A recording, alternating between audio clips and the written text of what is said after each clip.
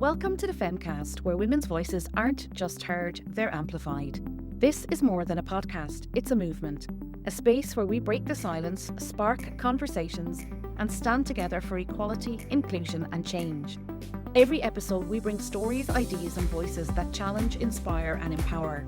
So if you believe in the power of women's voices to change the world, hit subscribe and join our community across social media at The FEMCAST. Or visit our website www.thefemcast.com. Together we rise, we roar, we rewrite the narrative. This is the FEMCAST, and I'm your host, Anita White-Morn. Welcome to the FEMCAST. Today we launch a brand new series, The Gaslit Brain, welcoming back Dr Jen Fraser. Never has a book been more timely than Jen's upcoming release, The Gaslit Brain, and never has the fight against gaslighting been more important or urgent. Gaslighting isn't just a toxic tactic in relationships, it's unfolding in real time on every screen, across the globe and in workplaces where leaders act with impunity. In this first episode, we explore what gaslighting is, how it works, who's most at risk, and why it's becoming dangerously normalised. Jen reveals the psychological functions of the manipulator's brain and the devastating neurological impact on targets, reminding us that gaslighting isn't just emotional harm, it rewires the brain itself. Building on the groundbreaking work of her last book, The Bullied Brain, this new research is all about prevention, demanding psychological safety in our homes, our workplaces, and our communities. Stay with us for this series as we shine a spotlight on manipulation, reclaim our ability to think critically, and call for safer spaces for everyone. And don't forget, Jen's book, The Gaslit Brain, is on general release from the 4th of November 2025. You can pre-order now, link is in the bio. This is the FEMCAST. Hi Jen, you're very welcome back to the FEMCAST podcast. I'm delighted to have you back on and this new series called The Gaslit Brain. Hi Anita, it's so good to be here talking with you again. Let's hope we can make some change. Well, from our first series, which we launched 2 years ago, The Bullied Brain, from the book of the same name, it's been phenomenal. And I think that I work with psychotherapists now and they're eating up the book and the neuroplasticity and how their clients are even changing. So it's all so positive when we get this information out to people. Yeah, I couldn't agree more. I mean, it's just absolutely critical knowledge that is not reaching any of us or very few of us from the neuroscience labs down into our lives. And so, as you know, that's what you and I are doing. We're working as people trying to get that neuroscientific information into the hands of everyone so they can apply it to their lives. Yeah, knowledge is so empowering. But after The Bullied Brain, then you went off and researched with some of the top neuroscientists in the world again, as if you weren't glutton the first time round, 12 years on it. If you can talk about Gaslit Brain and how that evolved as well from The Bullied Brain.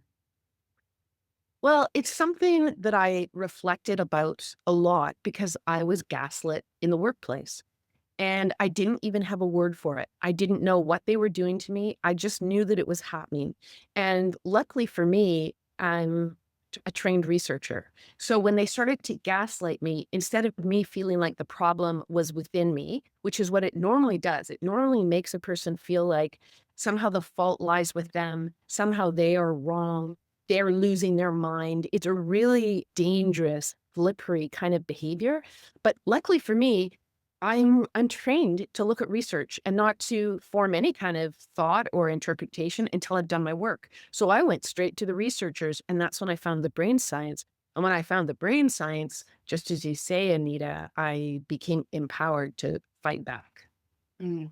So let's define the word gaslighting, Jen. So gaslighting, it started being a term that was popular and used sort of mid-century, mid-20th century. It got popular because of a movie called Gaslight. And the movie is set in the 19th century. So it's when people actually had their lanterns and they were lit by gas. And so it's a husband and wife sort of psychological drama. And the husband is up in the attic and he's doing things, but he's trying to tell his wife that he's not. And she believes that he's madly in love with her. He does what you would know in the literature. He love bombs her. And as soon as you hear that term, Everybody should be worried because love shouldn't be a destructive thing. What is this bomb part of it? Well, it's used by manipulators. So they make you think that they love you. That's the beginning of it. That's the beginning of the scam that is gaslighting. So they make you feel loved. So she believes her husband, of course, when he says to her, no, you're not perceiving things correctly. So she says, hey, I'm noticing that the gas lights are dimming. And it's because of what he's doing up in the attic, which he's trying to keep secret. So he says to her, they're not dimming. What are you saying? What's wrong with you?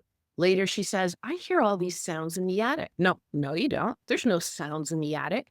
So the wife, who thinks that her husband loves her, starts thinking she's going crazy. She's like, I must be insane. I can't even trust my own perception of reality. Then she would do something like put something in a brooch in her purse, and he would remove it. She'd say, I can't find my brooch. And so, what are you talking about? I put it in my purse. No, you didn't. So gaslighting is when a person is manipulating the understanding another person has of reality. So they start to not trust their memories. They start to think they're crazy. They start not to believe their own perception of reality. So that was in, the 20th century. Now in the 21st century, the word has changed. It's changed its meaning. It's become much more intense because of the world that we're living in right now, in the geopolitical climate we're living in right now, in the world of technology. So gaslighting in 2022 became the word of the year with Merriam-Webster Dictionary. They chose it as the word of the year because it had been looked up 1,740% more often than in the past. So in 2022, everyone wanted to know, what is gaslighting? What does it mean? Am I at risk, etc. And now gaslighting, since that time, has been redefined as it's no longer just the psycho romantic relationship. That's how it originally began with the movie. Now it applies to people. They define it as people who lie with a larger agenda. That can be personal and that can be political. And in my book, The Gaslit Brain, I talk about how it's used in the workplace, because it's in the workplace where I was gaslit. And that's when I started to study the phenomenon. Yeah, I think it applies for most of us in the workplace about the gaslighting, the psychological manipulation, and the harm that nobody is talking about.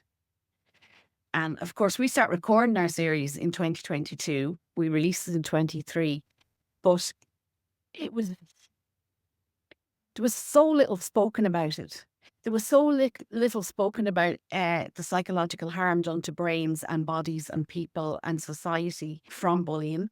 Nobody was talking about the psychological manipulation and abuse in workplaces. And certainly nobody was bringing, I suppose, the realization what was happening to them any further, because there's a lot of shame around it. We didn't have the language for it, and we couldn't actually define it or put our finger on it and say, this is what's happening. And so when myself and yourself started this, I was going through something at the time, and then it just all panned out like it's textbook stuff, what they do. And I went to the very end to show, because I was putting something together to show how it evolves from like the little breadcrumbs and the little seeds that they sow daily, how they go through the whole system, and the system supports it. The system is not fit for purpose. And I suppose that's how we got around to talking about it so much. And the other thing is, well, when the dictionary starts catching up with a culture, it's very telling, isn't it? Yeah. Anita, the way you describe that is exactly what I found when I was researching the Gaslit Brain. Exactly. First point you make that's so important, the institution is involved. And that's where the real societal breakdown is happening. We are at a place now where we don't trust our institutions. We don't trust huge institutions like education, government, healthcare, the most important, police. I mean, politicians. It is a very serious moment in history, a moment where all of us have to get educated ourselves. It's not coming from the higher ups. They have become too overwhelmed or too lost or too trapped in their own textbook culture that they can't find ways to fix the broken system, as they keep all saying. So we've got to do it ourselves. And someone like you who started to put vocabulary and language and concepts, that's a very neuroscience approach to crisis. So instead of letting the crisis just take hold of your brain, you marshaled brain power, which is sky is the limit. Our brains are unbelievable. Until our last minute on the planet, we could change our brains. We can rewire them. We can strengthen them. They are our best ally in this kind of a moment. And so I can't emphasize enough the importance of the vocabulary. And the reason being, what the neuroscientists know is that if we do not have an accurate word for what is going on in our internal system, we can't understand it, and we can't even really experience it. The language is critical. So that is something that we will do in this series, is keep supplying language to this phenomenon. It's a very tricky one. And our brains were not designed to understand or handle manipulation and gaslighting.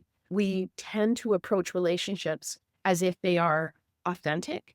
And as we now know, I mean, technology has revealed to the highest level that trust should be at a very low ebb now. What we need is a lot more skeptical approaches, a lot more asking questions like, give me evidence for that. You want to say that? Fine. Freedom of speech. Give me evidence, or I'm not believing it. And if they can't supply evidence, it should occasion a massive amount of doubt in you. Mm-hmm. So that workplace phenomenon, I'll just describe what happened to me, the gaslighting moment where I started to say to myself, I got to go and see what the doctors say, the psychologists, the mental health experts. I need to know what the psychiatrists say about this. And that's when I found the neuroscience. And the neuroscience has given me really fabulous understanding and vocabulary to talk about this. So I was at work. It was reported to me that vulnerable people in the workplace were being targeted, and it was repeated, and it was horrendous. It was psychological and in some cases physical abuse. I went straight to the leader of the organization and reported it. And this was happening, this was a private school, and it was happening in basketball. So they were using that as the cover for highly abusive behaviors. So I went and reported it to the leader of the school. And he looked at me and he said, shook his head and he went, that's just old school coaching. And in that moment, I realized on a series of levels, might not have the vocabulary for it, certainly didn't know the word gaslighting, but I knew on a variety of levels what was happening. So look at how complex that speech act is. The leader has power over me. He controls my livelihood. He controls my reputation. He controls future opportunities. He controls my career. He has all the power. In that moment, he asserted his power. I say psychological and physical abuse is occurring, and he says, you are not understanding correctly what's happening here. You are wrong. I will tell you what's happening, and you will make some choices. You will adhere to what I'm saying, put your head down and look the other way. So it's a kind of a threat. It's just old school coaching is, let's translate that into, you can't trust your own perceptions of reality. You can't trust these students that have reported directly to you, along with their parents, that abuse is occurring. You can't trust anything about yourself. I'll tell you what's reality and what's not. You've got a choice. You either, I got the power. So you either go along with me and this will be what we decide is real, because the truth and reality are socially constructed. And we can talk about that more. It's a complex idea, but I can explain it. Or you're an outlier. And they made me into an outlier, and until a year later when I resigned. And I resigned not because I cared at all about what they were doing to me. I could see it very clearly after I started to research. I resigned because I refused to work in a place where abuse is rampant and covered up. Yeah. I think we spoke a lot about that in the Bullied Brain series, and people didn't have the language for it, or they thought behavior like this happened behind closed doors in intimate relationships. but it's everywhere in the workplace. It's just a different door, as I like to say. Exactly. But the behaviors are the same. And these people that are perpetrating this harm on people's psychological and mental state would be locked up if they were in an intimate relationship. Because if you could name those things and go to somebody like workplace relations who aren't informed or trained on this behavior, so they don't even know what they're dealing with. And we have government agencies who have no idea how to handle this or work with people who are coming up along and reporting this abuse. You know what? This is why I think we're really at a tipping point. One of the things that I write about in the book is Dr. Charlotte Proudman, who's a barrister in England. He has, for the first time in legal parlance, the judge has ruled that what the husband was doing to the wife was gaslighting. He uses that term. And Charlotte Proudman says it's important because if you can start to name this behavior and hold people legally accountable for what they're doing, it's a game changer in interpersonal violence. It's a game changer in workplace violence. And I use that word violence because you don't have to touch anybody's body to do significant damage to their brain and their nervous system. That affects all of their organs. It can shorten their lifespan. It can cause chronic disease. It's deadly serious. It can leave neurological scars on the brain. And the law has not caught up. It is not up to date with science at all in this regard. So Charlotte Proudman is a real, she is an innovator and a remarkable lawyer. She defends women. That's kind of her specialization. And here's the gaslighting. Here's what happened. There was a husband who was a mental health counselor, a professional, and he had convinced his wife and everyone around them, like family and friends, that she was bipolar. Well, she wasn't bipolar, but he convinced her. And this is the gaslighting. The gaslighting is when you stop trusting yourself and you put your trust in the workplace leader, or you put your trust in a colleague, or you put your trust in your husband or your wife or anyone else who's gaslighting you. And this is a terrible moment for selfhood and a terrible moment for sanity. You're not safe the minute you do that. And unfortunately for us, we're living in a political time where we're watching political leaders take control of huge swaths of the population who believe the politician and what the politician tells them rather than what they see before their own eyes. It's like a quick example of that is climate denial. The world is burning up. We can use a thermometer to see how much hotter our oceans are. It's not an elaborate conspiracy. It is a fact. It's an observable fact. It's scientifically documented to the highest level. And you still have industry and politicians who benefit from the destruction of the climate now and in the future telling you that it's not happening. That's gaslighting, and that's how serious it is. Mm. I think people need to start questioning everything and informing themselves before they believe it, because we can see the fires across the states now happening in Spain, parts of Europe that were never happening before. The oceans, the glaciers are all melting. How do people still believe, or how are they not questioning it and holding power accountable and saying, look, we can see it. Well, we have it in Gaza at the moment. They're saying there's not mass starvation when we can see clearly there's mass starvation. Yeah. Yeah. No, And the political system denying it. Yeah, I know. And one of the best things that you can do, so in the Gaslit Brain, at the final part of the book is 6 chapters on all of the neuroscience informed techniques we can use to cut through the lies, cut through the manipulation, cut through the gaslighting, which is very linked, as you and I know from all of our workplace discussions, it's highly linked to abusive behaviors. It's not an isolated thing. It's part of a big picture onslaught against a populace or against a person, against a workforce or whatever. But one of the key questions to ask is, and this is brought up a lot when you hear people talk about Netanyahu and what he's doing to Gaza.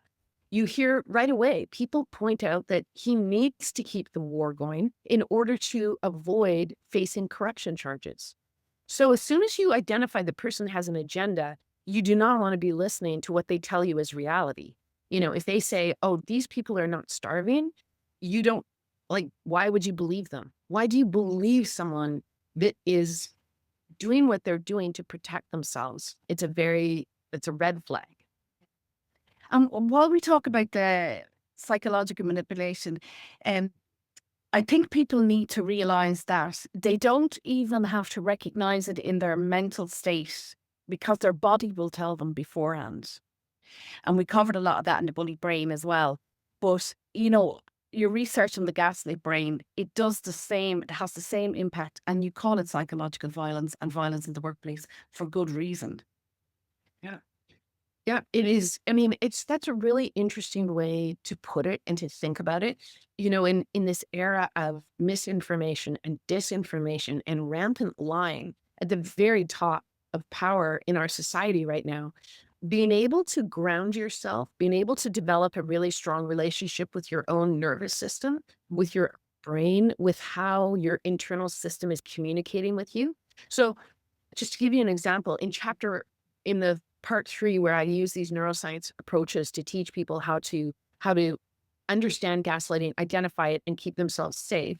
The first chapter is on exteroception, and exteroception is just a big word for how we scan and understand and absorb our environment. Our environment is constantly giving us enormous amounts of data, and our brain's job is to turn that data into a very sharp, clear picture, a very coherent story. Gaslighting is designed to disrupt that ability. And I mean, as I talk about in the book, we don't have time to get into now, there's all kinds of things we can do to keep that picture sharper, to keep our auditory clearer, to be much more on the coherent story, not letting someone disrupt it. So that's exteroception. What you're talking about, Anita, is interoception. That is our relationship to our internal systems and what they tell us. So let's imagine, we'll do an example of when the leader of the school says to me, you don't understand psychological and physical abuse. You can't trust those students. You can't trust their parents. You can't trust your own observation of reality. You can only trust me. I will tell you how to do it. It's just old school coaching. In that moment, you would expect me to maybe get an increase in my heart rate. So my heart rate starts to go a little faster. If I'm really attuned to my nervous system or my body, I recognize that. In that moment, I might start shallow breathing a little bit, right? I'm not feeling safe. And so I might start to breathe through the shoulders a bit more rather than the diaphragm. Why? Because my neuroception and my neuroception is your threat detection system. Mine's on high alert. It's like, oh, I just got threatened by someone with a lot of power over my life and my family and my future. I just got threatened. And neither a human being needs to say anything without these very elaborate systems activating. So my neuroception is going, I recognize there's threat. My body is starting to respond. So my blood pressure is going up. There's oxygenated blood going into my brain away from my stomach and my other internal organs because I don't have time for rest and digest right now. What my brain is telling me is I'm face to face with a predator, and I really am. That boss is the 21st century predator, right? He could destroy me, and he knows it. And I know it. And so I'm like, fight or flight or freeze or fawn. What am I going to do to survive? How am I going to get out of this? And, this is all happening unconsciously. We're not choosing these body reactions. And if we don't have vocabulary, and I didn't have vocabulary in that moment, I do now, but in that moment, I didn't have vocabulary to say, my leader in this workplace has just activated my sympathetic stress response. My body is going into overdrive right now. It's releasing adrenaline and cortisol. I'm trying to figure out on a body level how to get out of this and how to survive. And it's taxing. It's taking a huge amount of resources out of me. It's left me with a big deficit. How am I going to fill that deficit is going to be the next big question for my brain and body. And how do we replace those lost stores? We sleep. We eat sugar and glucose and high fat foods. We're desperately trying to get back to base level, to homeostasis. Maybe we get angry at someone else and release a bunch of pent up pressure. Maybe we self-medicate with alcohol or cigarettes or vaping or drugs, anything to calm us down. Maybe we get some prescription drugs because all of a sudden we're left with lingering anxiety. I mean, look at how we try to cope with situations like that. So yeah, psychological violence. Yeah, let's name it. Yeah, because we both spoke about this as well. If we had known then what we know now, our bodies would be so different. And that's how I got in touch with you in the first instance, is because I wasn't bouncing back like I normally would from a setback. And it had deeply ingrained the manipulation, the gaslighting, the lies, feeling hunted. That was one thing that we would speak about. Like, you just feel hunted when you raise this and you say, you're doing me harm. And then they find every which way to destroy your reputation, your ability.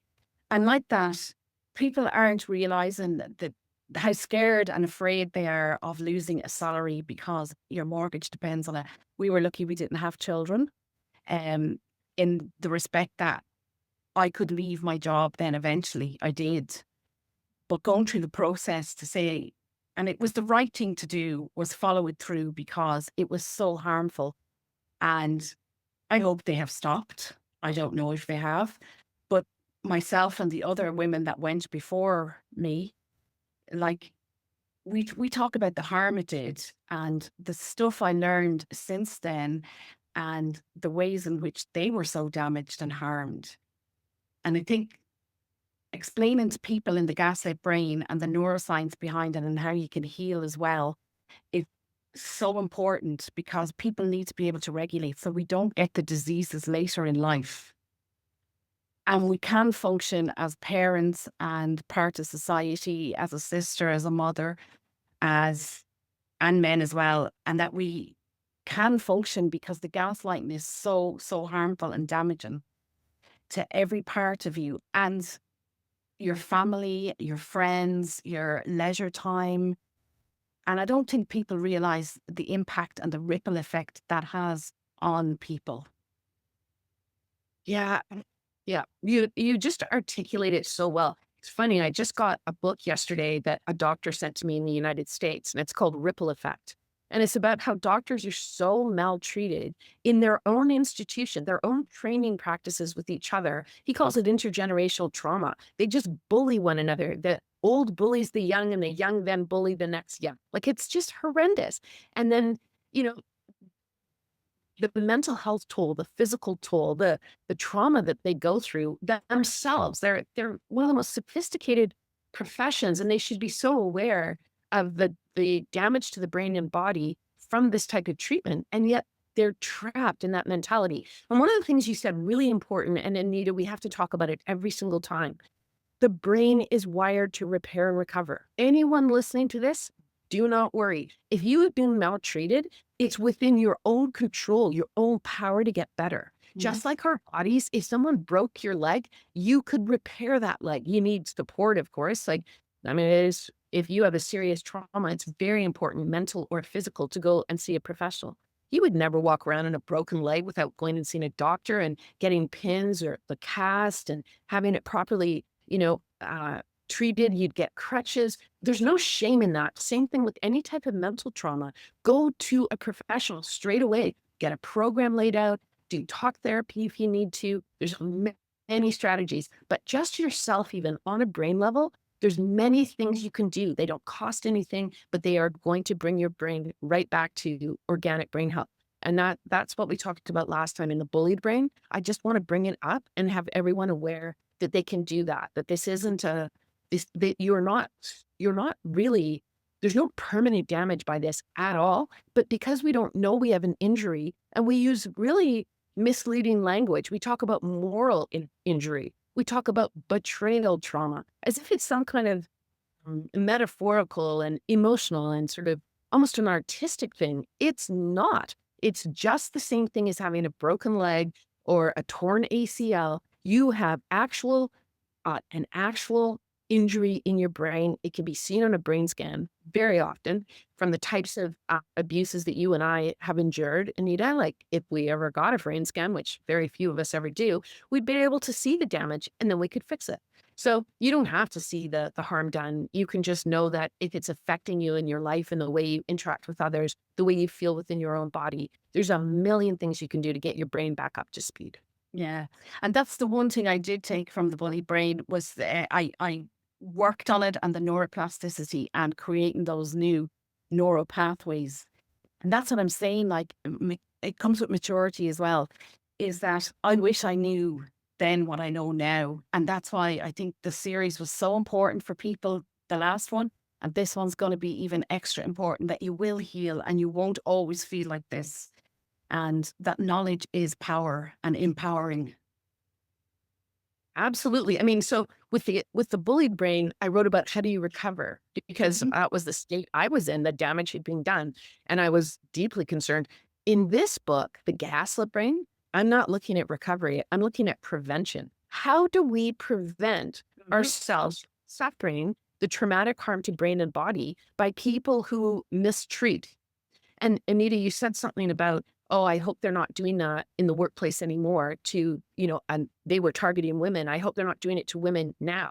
Well, I can tell you, and I'm sorry to say this, but unless they've gone and done really, really intensive therapeutic work to get themselves healthy, they will be repeating this like a broken record. They just need the next set of victims. They can't stop themselves because in actual fact, and this is all in the neuroscience research, they have severely damaged brains, severely damaged. And the sad thing is these types of people, they go up the corporate ladder.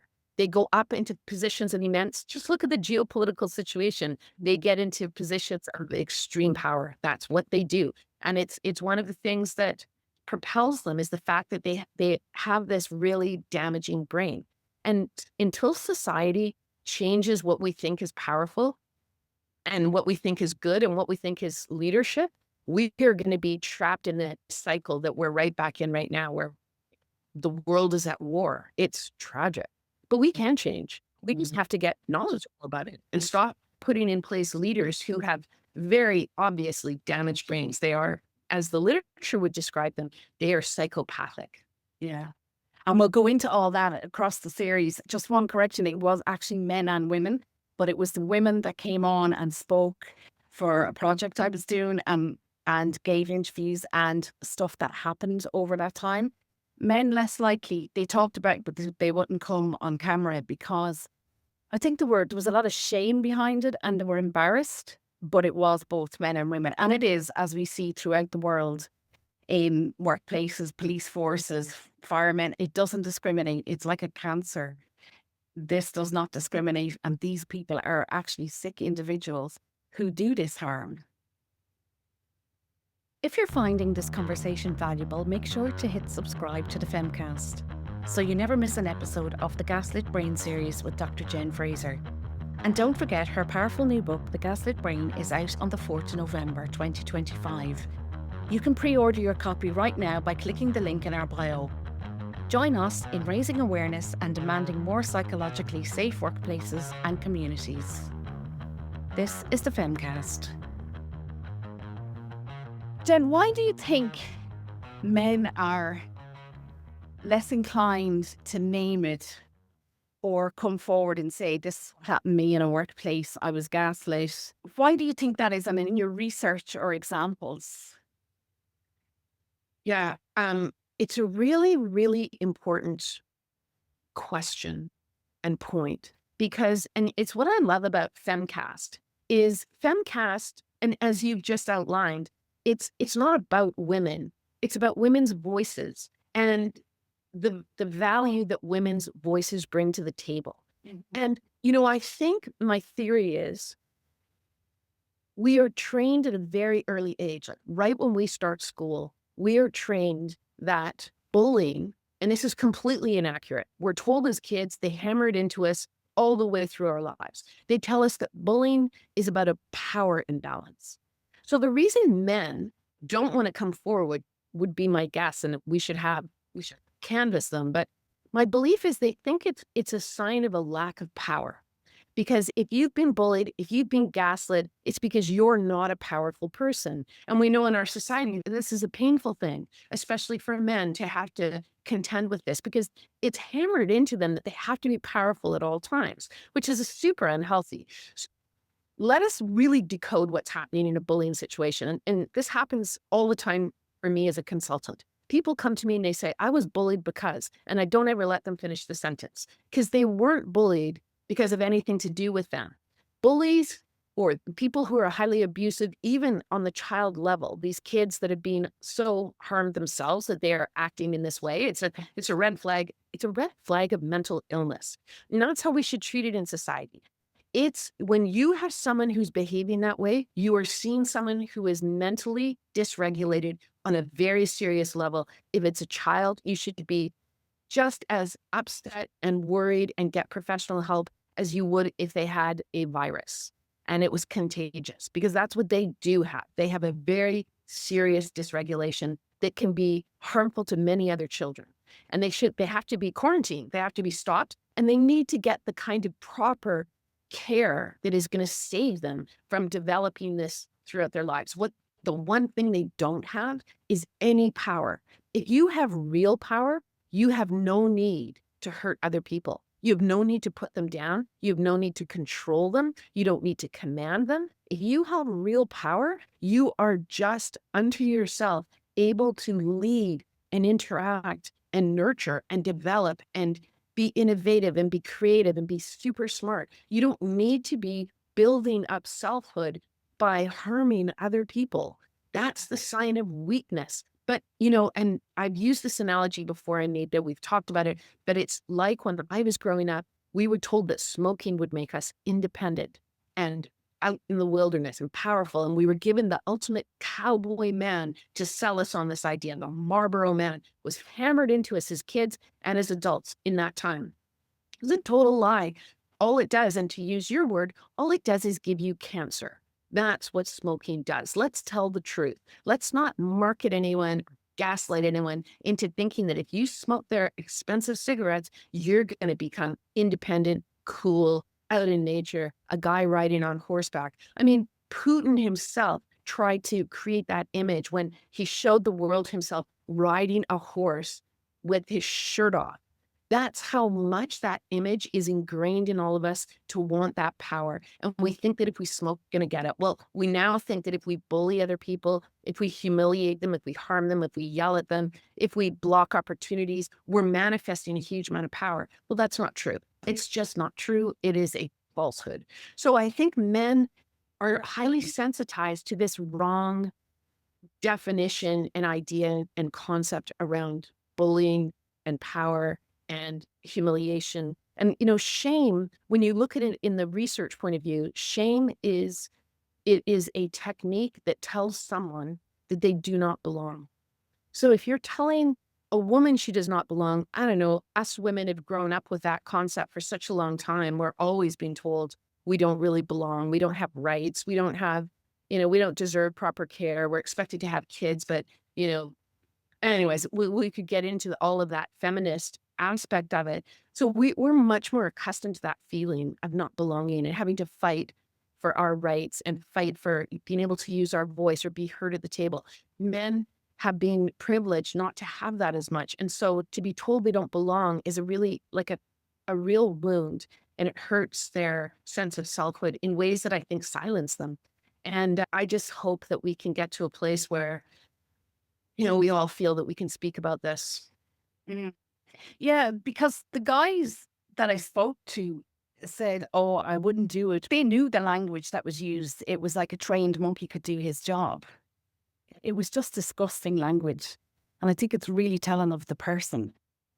Yeah. But instead of naming it and saying, this is how mentally unwell this person that uses that language is, and helping other men recognize it in their industry, they just refuse. Whereas the women will get up and they'll fight for the men as well, and they'll fight for their well-being. Yeah. You know what's really important about that is what the men are doing is internalizing the abuse, which is a gaslighting thing. Gaslighting is designed to make you look inside for where the problem lies because they're telling you you're crazy. You can't trust yourself. Your perceptions are wrong. Don't look at what I'm doing. I'll tell you what's reality. You're seeing this, but that's not true. So what the men are doing is they're internalizing what the aggressor is telling them, and they're turning it on themselves, which means they've succumbed to the, and we've all been trained to, I don't want to sound judgmental.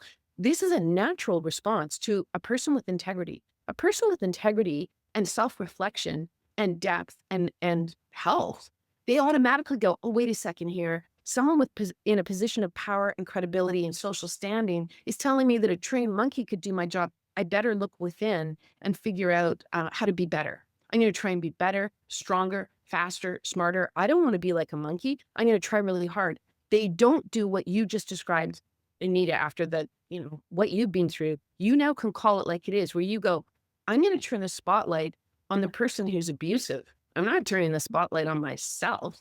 I'm going to look very closely at why anyone would ever treat another human being in that degrading, demeaning, and destructive way. What's up with them? And as soon as you do that, you're not falling for the gaslighting. Yeah, but then we have done a lot of work as well since, and kind of went down a rabbit hole that night. We talked about malignant self-love that we'll cover later. But examples in the workplace and men, and if we go back to that and what's happening in workplaces. Okay, so I'm going to give you 3 examples, and these are examples that we can unpack in detail, in research, in later episodes, but I want to give you 3 examples of men. So when I was first involved in all of this, the first example was my son.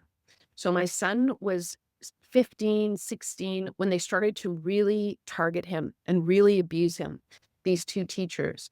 And they were calling the boys, this is in basketball again, just to remind everybody, these 2 teachers were calling the boys, and I'm sorry for the harsh language, but I think with us trying to be accurate and us trying to be using vocabulary that's accurate, I don't want to soften this for anyone. If this is offensive, sorry, but this is what they were saying. They were calling them fucking retards, fucking pussies, fucking soft, fucking embarrassments, these kids. So, And that was meant to motivate them.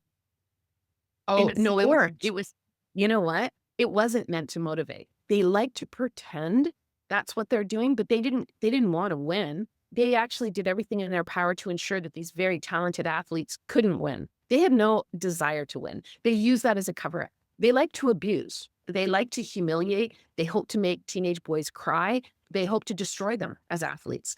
And I know this because I've been studying it, looking at it, and I have actually all the evidence for it sitting here in my house.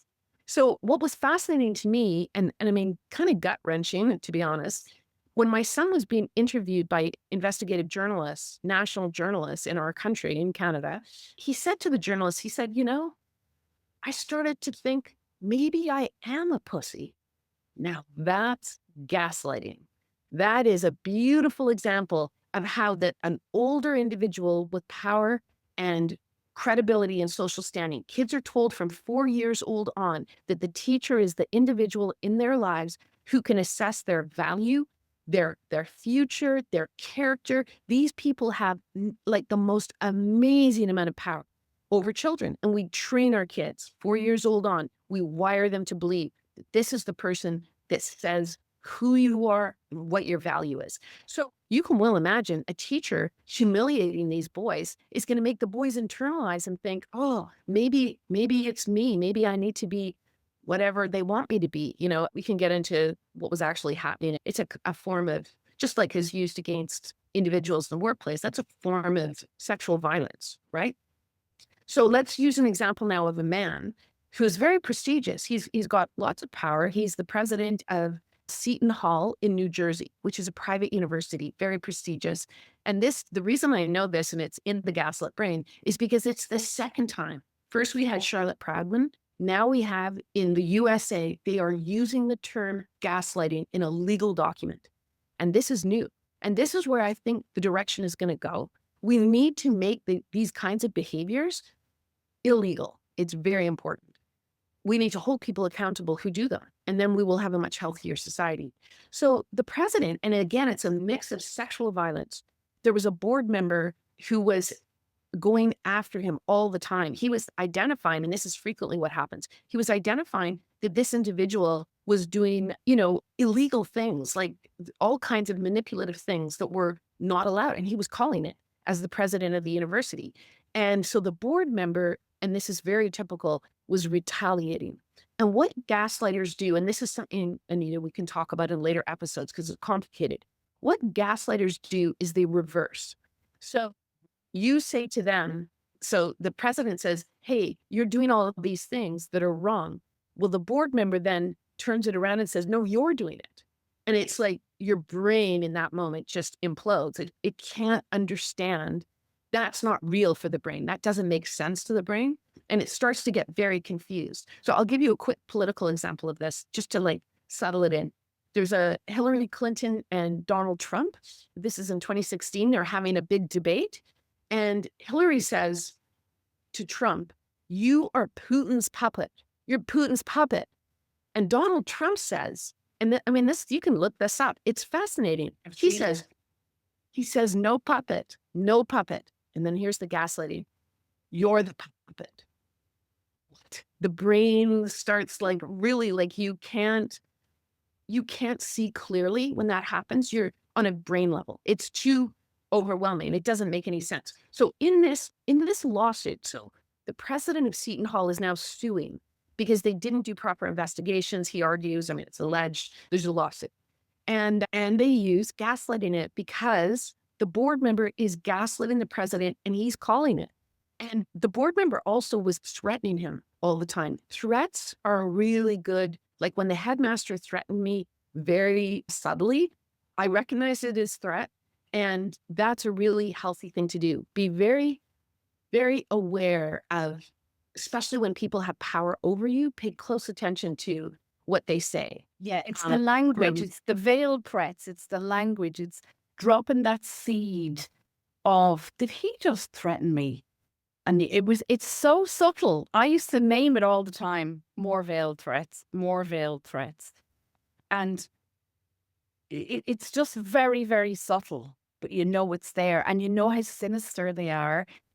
Like they're deeply unhappy people, but it's like they just have to get up that day and this is how they operate. Yeah. And at the detriment of their own business. Oh God, yeah. That's what I mean about absolutely mind-boggling.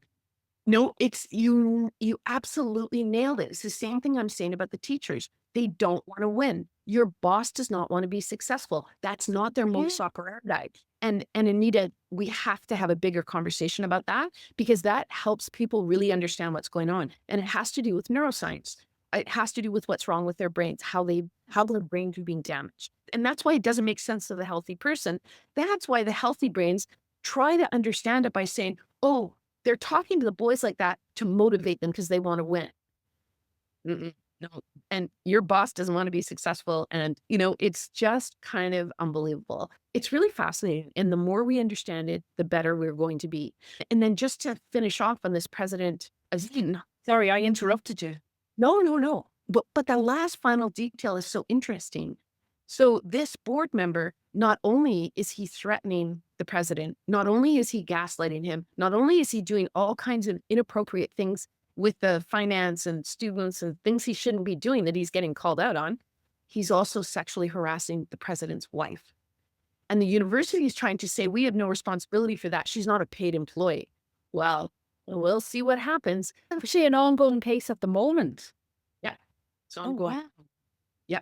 It's ongoing. And legally, it's going to be very, very interesting because if we can start to say gaslighting is an actual weapon, like sexual harassment is a weapon, it's not anyone flirting in the workplace. Oh, and I want to say too, when you're talk about veiled threats, when this individual at work says to a man, a trained monkey could do his job, what he's really saying, like, let's look at the veiled threat. He's saying, you have no value as a human being. You're a nobody. You can be replaced. And guess what? I've objectified you. And these are all textbook, as you say, these are textbook things that gaslighters/abusers do. And we should be teaching kids from a very early age on how to identify people who use these textbook techniques every single time, whether they're your teacher, whether they're your boss, whether they're a politician who wants your vote. If you don't know how to recognize these things, you're going to fall for it every time. So I want to end off on saying, if you have been gaslit, don't feel bad. And it goes back to your men. If you've been gaslit, if you put a gaslighter across the table from two psychiatric experts in gaslighting and manipulation and psychopathology, it takes half an hour for the gaslighter to make the doctors start to doubt themselves. That's how hard it is for our brains to cope with this, even the experts. So if you've been gaslit, nothing wrong with you. Don't feel bad about it at all. It probably means you've got a lot of integrity and a really healthy brain. Yeah. But your brain is not designed to cope with this. That's why we have to do this kind of education. Yeah. And I think just while we're finishing off on that if these abusers, manipulators, gaslighters are sitting in front of trained professionals who know brains, who know neuroscience, can actually be manipulated into believing something that isn't true, there is no shame in it. It is your truth. And they have harmed you in some way, and own it. Just say, this is who they are. Yeah. I mean, just like you'd say, I have a torn ACL. I have a brain that got manipulated by someone who suffers from psychopathology. There's no shame in it at all. Jen, thank you so much for today, and really brilliant episode. And that's just the first one. I can't wait to do the rest of them with you. If you want to talk about what we're going to do in the next one, it'd be great. Yeah, I think next week, Anita, let's talk about how gaslighting and bullying behaviors go together. And I use bullying as an umbrella term for all abuse acts, from microaggressions all the way up to full violation. So I just use it as a shorthand, bullying. But let's talk about how gaslighting is one of the tools or one of the weapons in the arsenal of the abuser. Let's talk about that. Let's also talk about DARVO. I think DARVO is a really important concept. It belongs to Dr. Jen Fraser. She's the one who defined it. Let's talk about DARVO next week and how it works, because it helps explain this reversal that we talked about today that's so confusing for the brain. And it is one of the absolute textbook things, and you can start to recognize it. Once you know about DARVO, you see it very quickly. Yes. And what the goal is of this whole series is for us to develop what I call clear-sighted.